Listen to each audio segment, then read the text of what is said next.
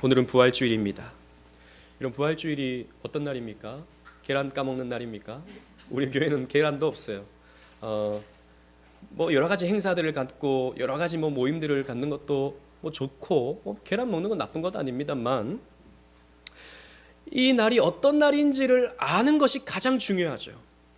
여러분, 부활주일은 성부 하나님께서 죽음의 자리까지 내려가신 당신의 아들을 성령의 능력으로 다시 건져 올리신 것을 기념하는 날입니다. 다시 살리실 뿐만 아니라 그 아들을 하나님 보좌 우편에 앉혀주심으로 이 아들을 영광스럽게 하신 것을 기념하는 날이죠. 성부께서 성자를 성령의 능력 가운데 삼위 하나님의 섭리 가운데 부활의 능력을 나타내시는 날이 부활주일인 것입니다. 이것을 기념하는 날이에요. 사실 예수님이 이 날 딱 부활하셨다 그건 아니죠. 이 어간 즈음에 부활하셨는데 이 날로 우리는 그날을 기념하는 것입니다. 그런데 그 삼위 하나님의 하시는 일에서 그치는 것이 아니라 그리스도 안에 있는 저와 여러분들까지도 낮고 천한 곳에서 또 고통받고 있는 우리들을 건져 올리셔서 저 부활의 영광으로 옷 입혀주시는 것이 부활주일을 생각하고 기념하는 날이라고 할 수 있는 것입니다. 그래서 다시 한번 이 은혜를 우리는 마음속에 새기면서 감사하는 날이죠. 찬송하는 날이죠. 따라서 부활주일은 참으로 복된 주일입니다. 이날 우리는 시편 113편을 통해서 부활의 의미를 상고해 보고자 합니다. 여러분 1절로 3절 말씀, 본문 1절로 3절 말씀을 다 같이 한번 읽어보도록 하겠습니다. 시작. 할렐루야, 여호와의 종들아 찬양하라. 여호와의 이름을 찬양하라. 이제부터 영원까지 여호와의 이름을 찬송할지로다. 해 돋는 데에서부터 해 지는 데까지 여호와의 이름이 찬양을 받으시리로다. 아멘. 여러분, 이 시편의 귀절이 좀 익숙하지 않습니까? 한국 교회가 너무나도 좋아하는 복음성가. 해 뜨는 데부터 해 지는 데까지 주의 이름 찬양받으리. 우리 이 율동 다 잘 알고 있지 않습니까? 대한민국 교회 어느 교회를 가도 이 율동은 다 똑같아요. 해 뜨는 데부터 해 지는 데까지. 이 찬양의 모티브가 되는 시편이 바로 113편인 것이죠. 유대인들도 이 시편을 굉장히 애송하는 그런 시편입니다. 학자들은 시편 113편부터 118편까지를 출애굽 할렐이라고 부릅니다. 출애굽 찬양. 그래서 유대인들은 지금도 유월절 만찬을 가질 때, 지금도 유월절 지키잖아요. 유대인들은 유월절 만찬을 가질 때 시편 113편과 시편 114편을 먼저 낭독을 합니다. 낭독을 하고 밥을 먹어요. 유월절 양을 잡고 무교병을 먹습니다. 그리고 식사 후에는 시편 115편부터 118편을 또 낭독합니다. 예수님도 그렇게 하셨을 거예요. 유대인이셨기 때문에 예수님도 유월절 마지막 제자들과 식사를 나누실 때 이 시편 113편을 낭독하셨을 것입니다. 그리고 식사 후에 감람산으로 찬미하며 올라가시더라 라고 성경이 기록하고 있는데 그 찬미가 바로 이 출애굽 할렐 113편부터 118편까지의 찬송이다고 할 수 있는 것이죠. 여러분, 출애굽이 어떤 의미를 담고 있습니까? 이 113편부터 118편이 출애굽의 그 배경 속에서 하나님께 올려드리는 찬송을 담고 있는데 출애굽이 뭘 의미하고 있습니까? 출애굽은요, 그 비천했던 종되었던 이스라엘 백성들, 애굽에서 종되었던 이스라엘 백성들을 하나님께서 자유하게 하시고 그들을 자유하게 하실 뿐만 아니라 그들에게 하나님의 백성이 될 수 있는 권리를 부여하신 것이 출애굽의 의미예요. 그러니까 저 밑바닥에 있던 이스라엘 백성들을 이렇게 높여주시는 것이 출애굽의 의미가 되는 것입니다. 그래서 이 출애굽 할렐은 우리를 높여주신 하나님, 노예되었던 종되었던 우리들을 이렇게 높여주신 하나님을 찬송하는 내용이 담겨져 있는 것입니다. 따라서 우리를 낮은 곳에서 높여주시는 이 부활의 영광이 이 시편 속에 어떻게 담겨 있는지 여러분들과 함께 살피면서 은혜를 나눠보고자 합니다. 우리 4절 5절 다 같이 한번 읽어보겠습니다. 113편 4절 5절입니다. 시작. 여호와는 모든 나라보다 높으시며 그의 영광은 하늘보다 높으시도다. 여호와 우리 하나님과 같은 이가 누구리요? 높은 곳에 앉으셨으나. 아멘. 여러분, 여기 보십시오. 이 본문 말씀에서 높으시며 높으시도다, 높은 곳에 앉으셨다라고 하는 서술이 3번이나 반복되고 있습니다. 이것은 하나님이 얼마나 높으신 분인가를 나타내 주는 표현인 것이죠. 하늘보다 높으신 분이 우리 하나님이시다는 것입니다. 고대 사람들은요, 하늘이 가장 높다고 생각했습니다. 하늘 위에는 하나님이 계시다고 생각했어요. 근데 우리는 이제 과학 시대를 살고 있기 때문에 하늘 위에 우주가 있다고 생각하지만 사실 우주도 하늘의 연장선이라고 할 수 있죠. 여러분, 우주보다 높으신 분이 하나님이십니다. 왜요? 이 우주를 하나님께서 창조하셨기 때문이죠. 유대인들은 하늘 위에 우박 창고도 있고 비 창고도 있고 또 번개 창고도 있다라고 생각을 했습니다. 그리고 그 위에 하나님의 보좌, 하나님의 자리가 있다고 생각을 했어요. 그래서 하나님을 만나려면 이스라엘 백성들은 산 위로 올라가야 한다고 생각을 했습니다. 그래서 하나님을 만나는 곳들을 보면요, 항상 산에 이스라엘 백성들이 올라가는 것을 볼 수 있어요. 출애굽 때에도 이스라엘 백성들이 어느 산에서 하나님을 만납니까? 시내 산에서 하나님을 만나게 되는 것이죠. 그곳에서 하나님의 영광을 보고 하나님이 내려주시는 언약의 말씀을 받는 그런 과정을 거치지 않습니까? 그래서 오라 우리가 여호와의 산에 올라 하나님의 전에 이르자. 눈을 들어 산을 보라. 나의 도움이 어디서 올꼬. 다 산을 향해서 하나님이 계시다라고 생각을 했던 것이죠. 이것은 상징적입니다. 그만큼 하나님은 높으신 하나님, 그만큼 하나님은 위대하신 하나님이다라고 하는 것을 가르쳐 주는 것이죠. 하나님은 높이 계시기 때문에 땅 위에 살아가는 인간과는 다르며 이 땅의 존재들과 차원이 다르다라고 하는 것을 성경은 가르쳐 주고 있는 것입니다. 또 하늘에 계신 하나님은 4절에서 밝히고 있는 것처럼 당연히 모든 나라보다 높으시다고 했어요. 이 나라라고 하는 것은 다스림의 표현입니다. 나라가 다스리니까요. 즉 모든 권세보다 하나님이 높으시다라고 노래하고 있습니다. 이 출애굽 당시에 세계 최강자는 애굽의 바로였습니다. 당시 그 고대 사회에서 가장 강력한 나라는 애굽이었고 이집트였고 그 이집트의 통치자였던 바로가 가장 권세가 있는 그런 존재였죠. 그러나 여러분, 출애굽은 무엇을 보여줍니까? 바로가 하나님에 의해 펀치를 맞죠. 10번의 펀치를 맞습니다. 10번의 재앙을 겪게 됩니다. 그리고는 바로는 두 손 두 발을 듭니다. 그러기 상태에 빠져버리게 되는 것이죠. 그래서 이 세계의 최강자는 바로가 아니고 하나님이시다라고 하는 것을 천명하는 것이 출애굽의 사건이었습니다. 하나님은 출애굽을 통해 온 우주의 권세를 가지고 계시다는 것을 증명하셨던 것이죠. 그렇다면 여러분 생각해 보십시오. 지금 이 지구상에 가장 높은 권세를 가지고 있는 자는 누구입니까? 정치 권력을 가진 저 미국의 대통령입니까? 아니면 경제 권력을 가진 저 미국의 월가의 어떤 경제인들입니까? 아니면 가장 돈을 많이 가지고 있다는 빌 게이츠, 일론 머스크 이런 사람들이 권세자들입니까? 아니면 종교 권력을 가지고 있는 저 로마의 파티칸의 교황이 권세자입니까? 아니면 요즘 사람들이 말하는 것처럼 음모론자들이 말하는 것처럼 비밀 조직인 프리메이슨, 일루미너티, 빌더버그 이런 존재들이 이 세계를 좌지우지한다. 그들의 말을 들어보면 막 그렇게 들려요. 힘 있는 비밀 조직이 이 세계를 좌지우지한다라고 이렇게 말들을 하는데 그들이 최고의 권세를 가지고 있습니까? 아닙니다, 여러분. 이 땅의 모든 권세는 하나님께서 가지고 계십니다. 하나님의 뜻대로 이 세상은 모든 것이 진행하고 있어요.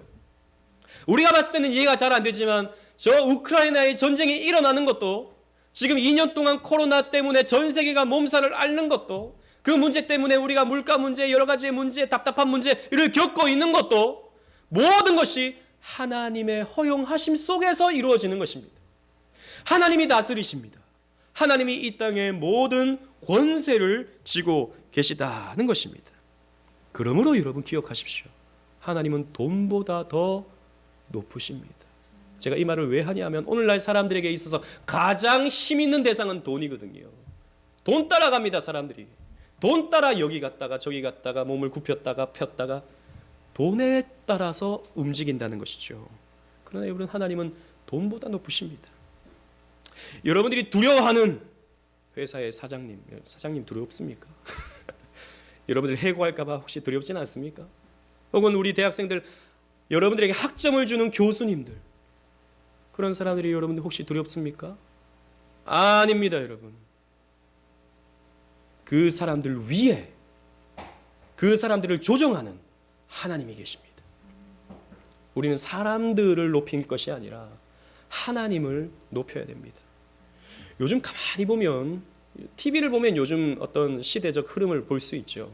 가만히 보면 최고의 권력자는 우리나라에 있어서 오은영 박사입니다. 오은영 박사가 최고 권력자예요. 전부 다 귀를 쫑긋 세워가지고 이렇게 하세요. 그러면 전부 다 그렇게 합니다. 저렇게 하세요. 전부 다 그렇게 하려고 합니다. 아, 답이 여기 있구나. 그건 뭐죠? 그분에게 있어서 심리학 혹은 유아교육이 오늘날 있어서 사람들에게 하나님 말씀보다 더 높습니다. 실제로 그렇지 않나요? 목사가 아무리 얘기해도 목사님 또 설교하시네. 물론 우리 교회 그렇게 말하는 분은 없지만 그러시지만 TV에서 오은영 박사님이 그럴 때는 이렇게 해야 돼요. 그러면 아멘 받아 적습니다. 아멘. 그런 시대를 우리가 살아가고 있습니다. 아닙니다, 여러분. 여러분 저도 그런 걸 인정해요. 그런 게 필요해요. 하지만요, 그것도 다 편집되고 각색되고 사람들이 혹할 수 있는 것들만 다 영상에 모아놓고 딱 보여주는 거예요.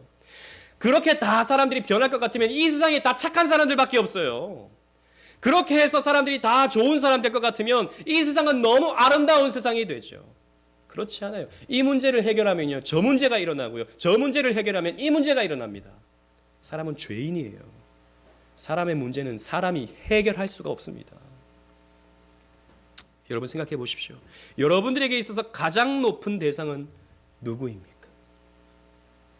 여러분들이 가장 높이는 그 대상은 누구입니까? 하나님이 되셔야 됩니다. 하나님이 여러분들에게 있어서 가장 높은 대상이 되셔야 된다는 것이죠.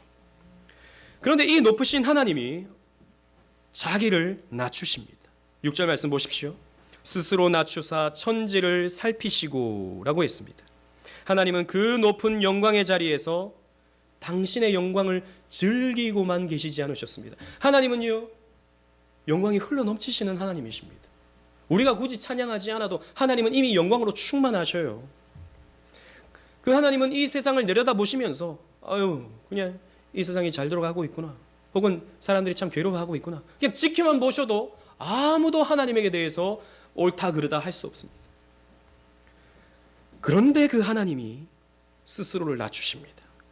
스스로를 낮추셔서 사람을 상대해 주시죠.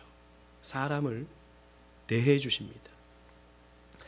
여러분, 저는 옛날에 우리 누나들이, 저는 셋이나 있어서 조카들이 자주 집에 놀러 왔어요. 조카라고 해봤자 깐난쟁이거나 아니면 겨우 이제 걸어다니거나 이제 겨우 말을 하거나 그런 상황이었죠. 저희 누나들이 조카를 데리고 집에 올 때면 막 조카가 좋아서 어쩔 줄을 모르더라고요. 이뻐가지고. 그러면서 저한테 물어봐요. 너무 이쁘지 않아? 이렇게 물어봐요. 전 별로 안 이뻤습니다. 이쁘긴 이쁜데 그렇게까지 누나가 저렇게 말하는 것처럼 이쁘진 않았어요. 그리고 오는 게 성가셨어요. 왜냐면요, 집에 오잖아요. 그럼 별걸 다 꺼내놓습니다. 집을 엉망진창으로 만들어놔요. 나중에 제가 다 치워야 되잖아요. 그리고 또 놀아줘야 되는 거예요. 좀 놀아줘. 삼촌이 좀 놀아줘. 그러면요, 이제 뭐하고 놀아줄까 물어보면 끝말잇기 하죠. 끝났으면 이제 그만 좀 쉬어야 되는데 계속 하재요. 계속 놀아줘야 되는 거예요. 놀아줄 때도 그 수준에 맞춰줘야 되지 않습니까?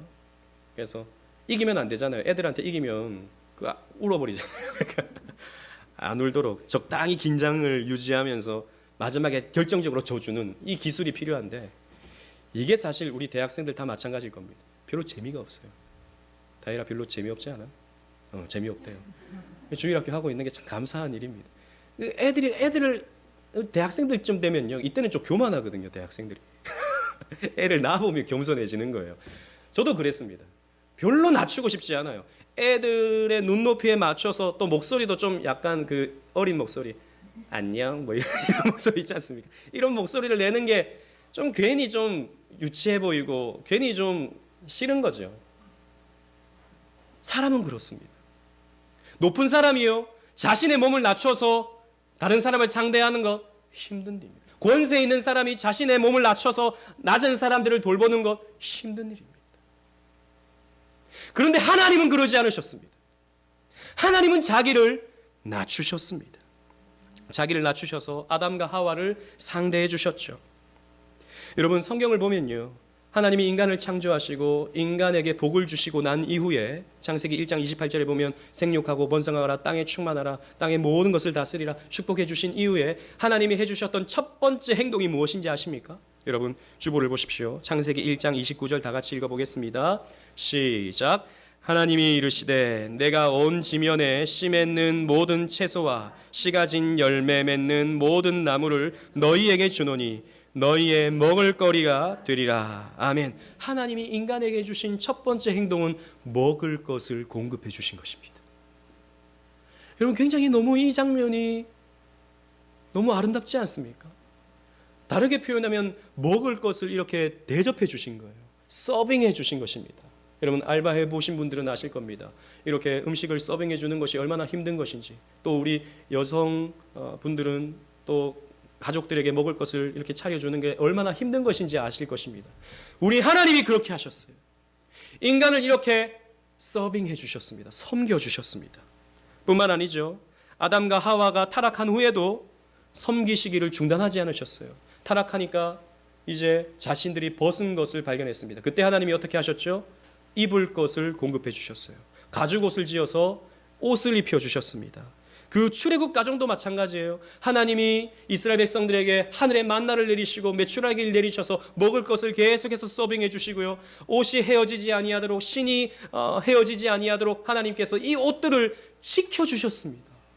이스라엘 백성들을 하나하나 불꽃 같은 눈동자로 지켜주시고 함께 하시고, 성경의 표현에 따르면 독수리 날개로 하나님이 그들을 안아주셔서 업어주셔서 저 광야길 가운데 함께 하시고 거기까지, 가나안 땅까지 인도해 주신 거예요. 여러분, 이렇게 하나님은요, 이스라엘 백성들을 섬겨주시는 하나님, 출애굽의 과정 속에서 하나님이 섬겨주신 하나님이라는 것을 나타내고 계신 것입니다. 그리고 이것을 하나님이 인간을 섬기신다라고 하는 것을 가견적으로 보여준 사건이 2000년 전 십자가 사건입니다. 여러분, 십자가가 무엇이죠? 예수님께서 이 땅에 오셔서 그것을 나타내 보여주셨죠. 예수님은 종의 모습으로 오셨습니다. 그래서 태어날 때부터 말구유에서 태어나시는 거예요. 그리고 공생의 사역하시는 가운데 병든 자, 귀신 들린 자, 가난한 자, 세리와 같이 비난받는 자, 이런 낮은 자들을 찾아다니면서 그들을 섬겨주셨습니다. 그들의 병을 고쳐주고요, 그들의 아픈 마음을 위로해주고요, 그들의 어려운 상황들을 해결해 주셨죠. 그리고 사람들이 배가 고플 때는 오병이어를 통해서 또 음식을 공급해 주시고 그들에게 배를 채워 주신 것입니다. 그 섬김의 절정이 무엇입니까? 십자가 사건입니다. 한없이 낮아지셔서, 예수님은 괴악한 죄인의 모습까지 낮아지셔서 우리를 섬겨주셨습니다. 그래서 우리의 아픔, 우리의 눈물, 우리의 고통, 우리의 저주를 십자가에서 가져가 버리시고 우리에게는 기쁨, 감격, 행복, 구원, 영생을 우리에게 허락해 주셨습니다. 여러분, 생각해 보십시오. 하늘의 하나님이 음부까지 내려가셨습니다. 우리 성경에는, 우리 사도신경에는 이 표현이 없지만 예수님은 음부까지 내려가셨다고요. 그래서 지옥의 고통까지 당하셨습니다. 원래 그 지옥의 고통은 누가 당해야 됩니까? 저와 여러분들이 당해야 되는 거예요. 우리의 죄값으로 말미암아서. 그런데 예수님께서 대신 음부의 고통까지 당하신 것입니다. 바울은 이런 주님의 섬김을 이렇게 표현하고 있습니다. 빌립보서 2장 7절 8절 말씀 다 같이 읽어보도록 하겠습니다. 빌립보서 2장 7절 8절입니다. 시작. 오히려 자기를 비워 종의 형체를 가지사 사람들과 같이 되셨고 사람의 모양으로 나타나사 자기를 낮추시고 죽기까지 복종하셨으니 곧 십자가에 죽으심이라. 아멘. 자기를 비워서 종의 형체를 가지셨습니다. 종이 되셨다고요. 그리고 자기를 낮추시기를 죽기까지 복종하셨습니다.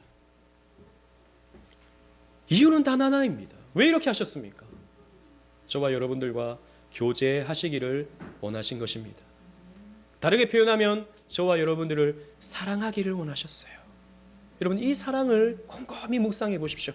하나님이 낮아지셨다. 나를 사랑하기 위해서 낮아지셨다. 여러분 자녀들 사랑하지 않습니까?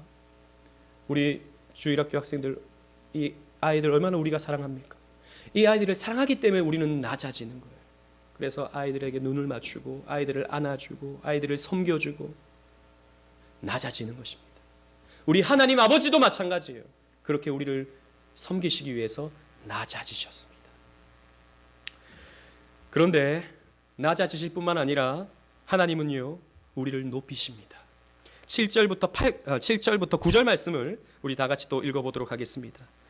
시작. 가난한 자를 먼지 더미에서 일으키시며 궁핍한 자를 거름더미에서 들어 세워 지도자들 곧 그의 백성의 지도자들과 함께 세우시며 또 임신하지 못하던 여자를 집에 살게 하사 자녀들을 즐겁게 하는 어머니가 되게 하시는도다. 할렐루야 아멘. 하나님은 가난한 자를 먼지 더미 흙 속에서 일으키신다라고 말씀하고 있습니다. 이것은 이스라엘을 향한 말씀이에요. 이스라엘이 애굽에 있을 때 흙을 뒤집어 쓰고 있었다는 것이죠. 상징적인 표현입니다. 그런 그들의 흙을 훌훌 털어내시고 일으키셔서 가나안까지 인도해 주셨다는 것입니다. 그리고 여기 보면요 임신하지 못하는 여인들이 나오는데요, 이 고대 사회에서 임신하지 못하는 것은 저주받은 것이고 또 불쌍한 것이고 무시당하는 것이고 어떻게 보면 또 쫓겨나는 일이 되는 것입니다. 물론 그런 것을 하나님이 명령하신 적은 없어요. 그 시대 문화가 그러했다는 것이죠. 그런데 그들을 하나님께서 어떻게 하십니까? 다시 임신하게 해주시는 거예요. 그리고 어머니가 되게 만드시는 거예요. 이스라엘이 그러했다는 것입니다. 애굽에 있을 때 그들은 불임의 상태였다는 것이죠. 그런데 하나님께서 그들을 건져 올려주셔서 하나님의 자녀를 생산하는 그런 임신할 수 있는 여인들로 만들어 주셨다는 것을 말해주고 있습니다.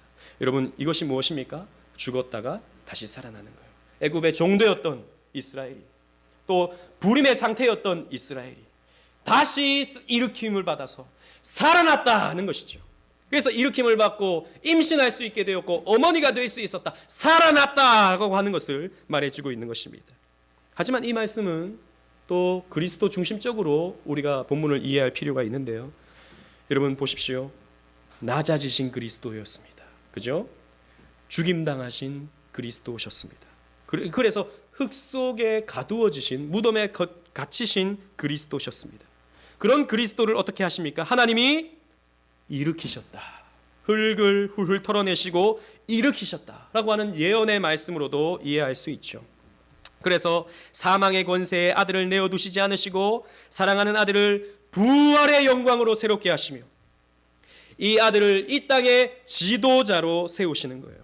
그래서 온 인류가 믿고 따라야 할 진정한 지도자로 예수님을 세워주신 것입니다. 여러분 그런데 이 땅의 지도자들, 이 땅의 권력자들은요 왜 권력을 가지려고 합니까?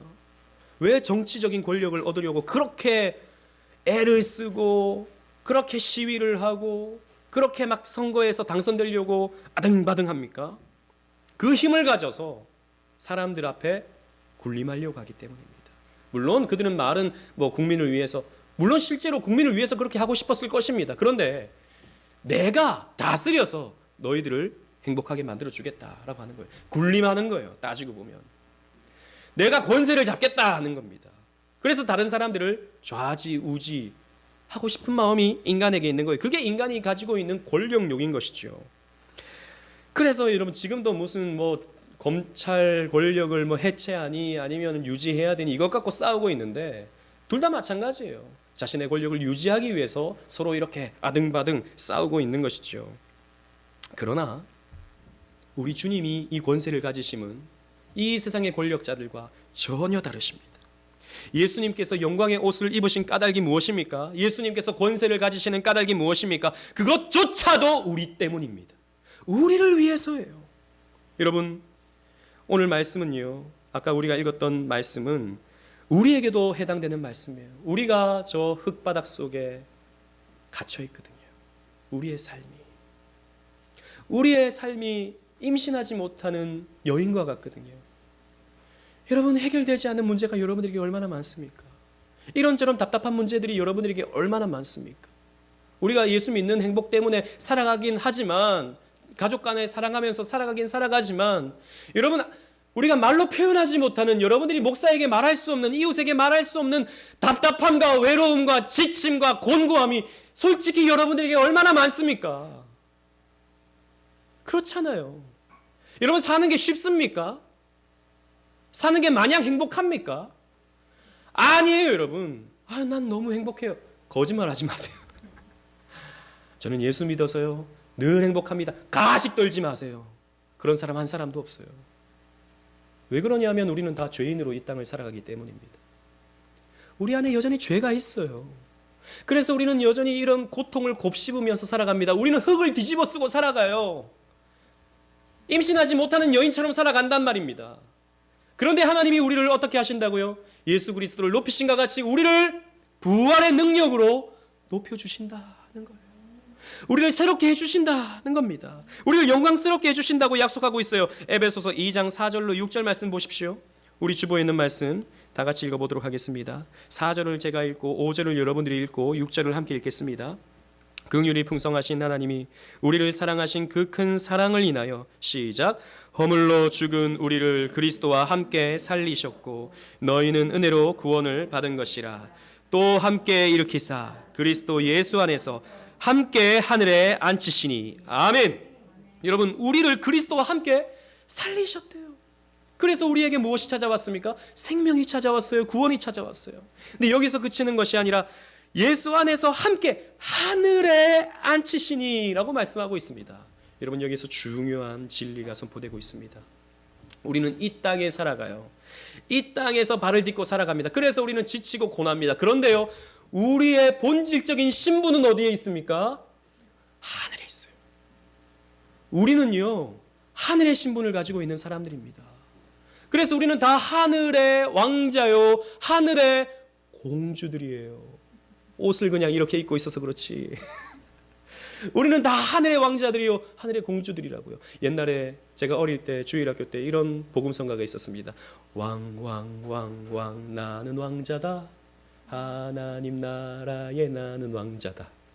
내가 비록 어릴지라도 나는 왕자다. 내 앞을 가로막는 자 모두 다 물리치리라. 나는 천성을 향해 나아가는 나는 왕자다. 2절은 0000 나는 공주다. 여러분, 그렇습니다. 우리는 이 땅에서 조금 비천한 모습으로 살아가지만 잠시 잠깐이에요, 여러분. 우리는 이 땅에서 때로는 고통을 당하고 외로움을 당하고 문제 속에서 눈물을 흘리며 살아가지만 잠시 잠깐입니다. 우리는 이 땅을 체험하러 온 거예요. 이 땅에 우리는요, 캠프를 하러 온 겁니다. 왜 학생 때 무슨 수련회 가서 무슨 체험하러 가잖아요. 뭐 군사 체험, 뭐 무슨 체험. 그거와 비슷한 것입니다. 우리는 긴 인생인 것 같지만 되돌아보면 짧죠. 짧은 인생 동안에 우리는 이 땅의 죄인의 삶을 체험하는 거예요. 이 땅의 삶이 끝나면 어떻게 됩니까? 우리는 저 천성의 삶이 시작되는 것입니다. 눈물도 없고 아픔도 없고 고민도 없고 죽음도 없는 영원의 삶이 부활 가운데서 체험되어지는 것입니다. 그래서 우리는요, 이 날을 소망하면서 살아가는 거예요. 이스라엘도 소망하면서 살아갔죠. 하나님이 이스라엘에게 무엇을 약속해 주셨습니까? 땅을 약속해 주셨어요. 젖과 꿀이 흐르는 땅을 너에게 주겠다라고 약속해 주셨습니다. 여러분, 땅 얼마나 귀합니까? 나에게도 땅 좀 있었으면, 우리 오직은혜 교회도 땅만 좀 있으면, 건물은 그냥 좀 허름하게 지어도 좀 짓겠는데 땅이 너무 비싸서 못 사겠어요. 네, 땅이 얼마나 귀합니까? 하나님이 이스라엘 백성들에게 땅을 약속해 주셨습니다. 또 무엇을 주십니까? 법을 주시죠. 법, 율법을 주세요. 그래서 이스라엘 백성들을 다스릴 수 있도록 율법을 주십니다. 여러분 보세요. 하나님이 백성을 주셨어요. 이스라엘 백성. 그리고 땅을 주십니다. 그리고 다스릴 수 있는 법을 주세요. 이게 뭐죠? 국민, 영토, 주권, 나라의 3요소입니다. 하나님 나라를 주시는 것입니다. 그래서 이스라엘 백성들은 애굽에 종되어 있다가 하나님 나라를 살게 되는 거예요. 그래서 여러분, 그 노예된 삶에서 자유한 삶으로, 하나님 백성의 삶으로 변화되는 게 출애굽의 내용입니다. 우리도 마찬가지죠. 우리도 이 땅에 살아갈 때는요, 돈의 노예로 살아갑니다. 노예예요, 우리가. 돈 있는 곳에 우리는 굽신굽신 한다니까요. 돈 있는 곳에 우리는 충성을 바친다고요. 돈의 노예입니다. 또 우리는 질병의 노예이기도 하죠. 나이가 좀 들어가면 병원을 가야 됩니다. 병원에서 의사 선생님이 가르쳐 주는 대로 살아야 돼요. 이거 먹지 마세요. 먹지 못합니다. 이거 먹으세요. 먹어야 됩니다. 약 드세요. 약 먹어야 됩니다. 의사 선생님이 가르쳐 주는 대로 살아야 되는 질병의 노예가 되는 것이죠. 때로는 일의 노예가 됩니다. 일 안 하면 감당할 수가 없죠. 일의 노예가 됩니다. 또 때로는 사람들의 노예가 됩니다. 자식의 노예가 되고요. 내 사랑하는 사람들의 노예가 되는 노예로서의 삶을 우리는 이 땅에서 살아갑니다. 그런데요, 여러분, 이 노예의 삶이 끝납니다. 이 노예의 삶이 끝나고 영광스러운 영생의 삶, 천국의 삶이 우리에게 찾아온다는 것입니다. 여러분, 이게 좀 여러분들에게 와닿습니까? 별로 표정이 안 와닿는 표정이에요. 이 땅에서 좀 왕이 되었으면, 이 땅에서 좀 내가 좀 잘 먹고 잘 살았으면 하는 마음이 우리에게 있어요. 그러나 여러분, 겸손한 자에게는 그렇지 않습니다. 마음이 가난한 자에게는 이 미래의 소망이 엄청난 소망으로 다가올 수밖에 없습니다. 우리가 너무 교만해요. 우리가 너무 높아져 있어요. 너무 잘 먹고 잘 삽니다. 그래서 우리는 이 부활의 소망이 우리에게 잘 와닿지 않는 것이죠. 그러나 여러분, 이전에도 한번 소개한 적이 있었는데 미국에서 복음을 증거하는 사역자 가운데 조니 에릭슨 타다라고 하는 여사가 있습니다. 여인이 있어요. 이분은 이제 한 60대 정도가 되셨는데요.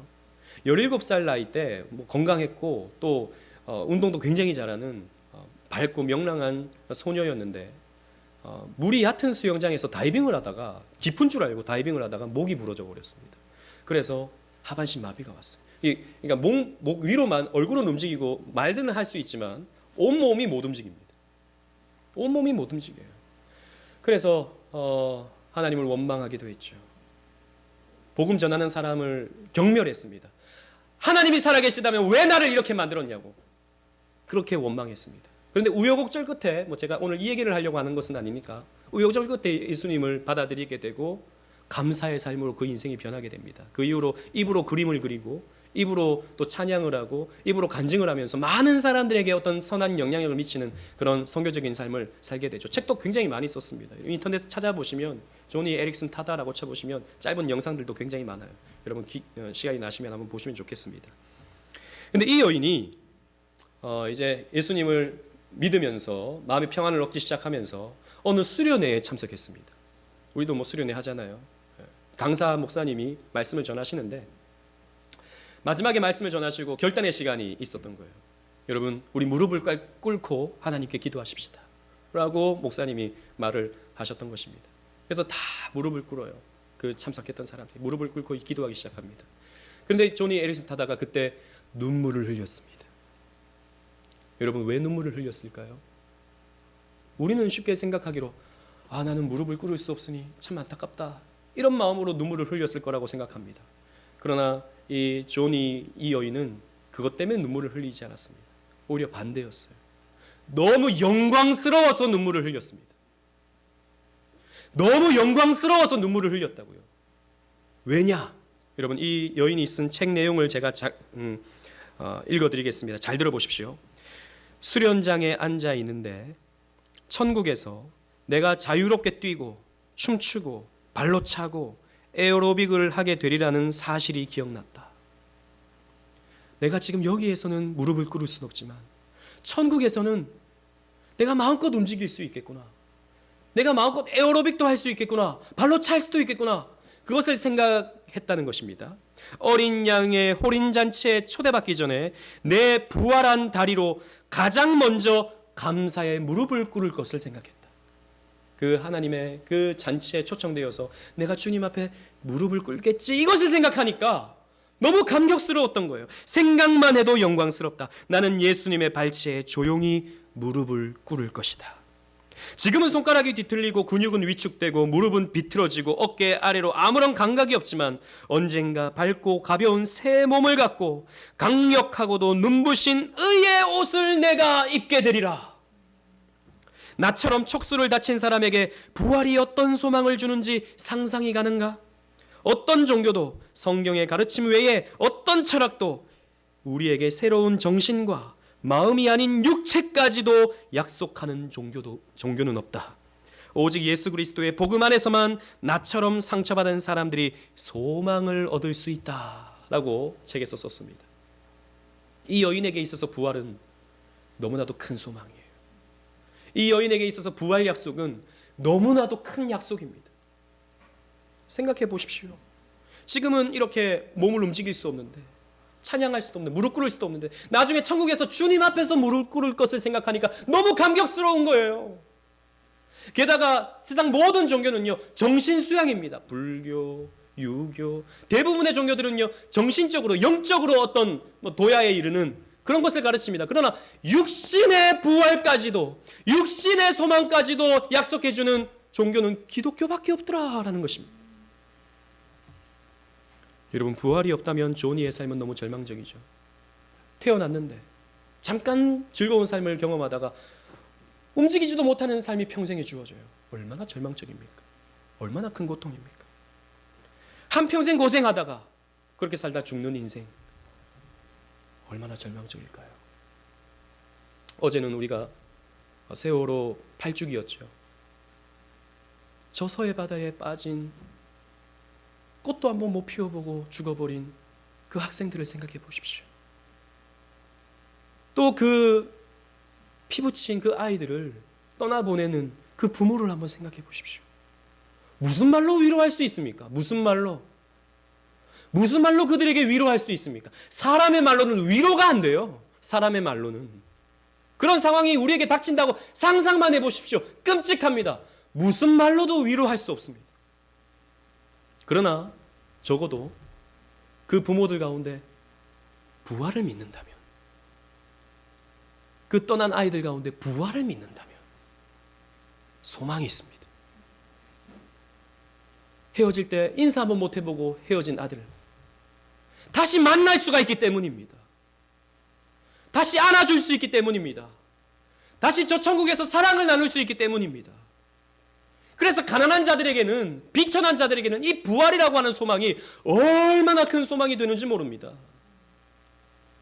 여러분, 부활을 믿지 못하는 사람은요, 절망을 살아갈 수밖에 없습니다. 생각해 보십시오. 한평생 고생하다가 죽는 게 끝이라면 인생의 삶은 절망이에요. 그래서 해밍웨이는 이 삶은 살아서 뭐하나, 그 노인과 바다라는 책에서 열심히 참치를 잡아 놔봐도 사자들이 다 뜯어먹는 게 인생인데, 내가 열심히 일해도 다른 사람들이 다 뜯어먹는 게 내 인생인데 살아서 뭐하나 생각을 하고 권총으로 자기의 머리를 쏴버린 것 아닙니까?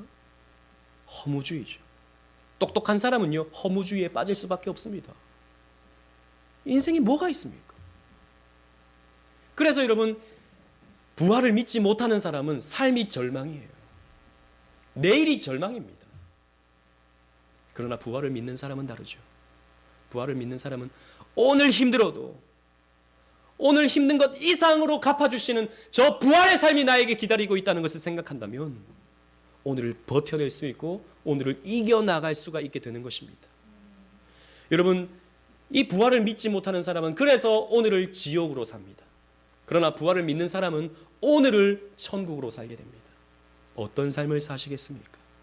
부활을 믿고 천국의 삶을 사시는 여러분들이 되시기를 바랍니다.